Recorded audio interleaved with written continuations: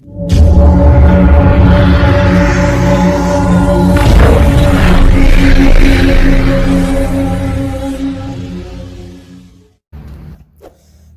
علیکم ملګرو، خدای دې وکړي چې جوړ او روغ به یاست او زموږ په شان به تاسو هم د صحت جامې په تن وي. ملګرو، څنګه کولی شو نن به زه په دغه ویډیو کې در وښیم چې څنګه کولی شو 2 یا 3 واتساپ او فیسبوک او یوټیوبونه او انسټاګرامونه هغه شی چې موږ استعمالوو څنګه کولی شو په یوه موبایل کې 3 ځایه استعمال کړو، یعنې 3 فیسبوک 15 فیسبوک په یوه موبایل کې خلاص کړو. په دغه ویډیو کې به زه در ښیم. خو ملګرو، د دې ویډیو در شروع کېدو نه مخکې خو زه تاسو ته دا ووایم که تاسو تر اوسه پورې زموږ چینل ټیکنالوژي چینل سبسکرایب کړی نه وي نو د یاران ټیکنالوژي ضرور سبسکرایب کړئ. مننه. نو ملګرو، اوس ویډیو درته شروع کوم. اول به تاسو راسئ خپل پلی سټور ته او تاسو به په دې پلی سټور کې سرچ کړئ ډول ایف. نو چې کله تاسو ډول ایف سرچ کړئ نو دا په اول سر کې راغی. تاسو یې ګورئ ملګرو. تاسو به پر دغه انسټال کلیک ووایئ او دا به هم تاسو در سره را ډاونلوډ کړئ. او ملګرو، دا به زه به دا ویډیو سکیپ کړم چې څو دا اپلیکیشن ورسیږي. خیر اپلیکیشن ملګرو نیټ تیز دی انشاءالله.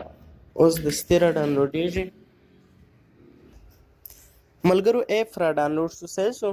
نو تاسو به زه تاسو ته اوپن کوم او دا در ښیم.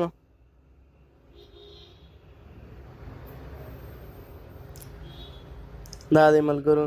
نو تاسو به هم دا دی دلته فیسبوک واتساپ یعنې ډېر شیان یې راوړي دي، صحیح شو.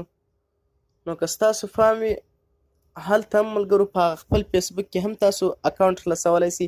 په دې کې یو آی ډي خلاصه کړئ. په هغه بل اکاونټ په فیسبوک کې چې کوم مخکې انسټال دی یعنې دلته چې پر مخ دی په دې کې بل آی ډي خلاصه کړئ. دا ملګرو تاسو یې وینئ. په دې کې زما یو آی ډي خلاصه ده او دلته زه کولی شم چې په دا ډال ایپ کې په دا فیسبوک کې په دې کې یو آی ډي خلاصه کړم، په دې کې بل آی ډي خلاصه کړم او هم کولی شم چې بل دانه اډ کړم. ملګرو میسنجر اډ شو.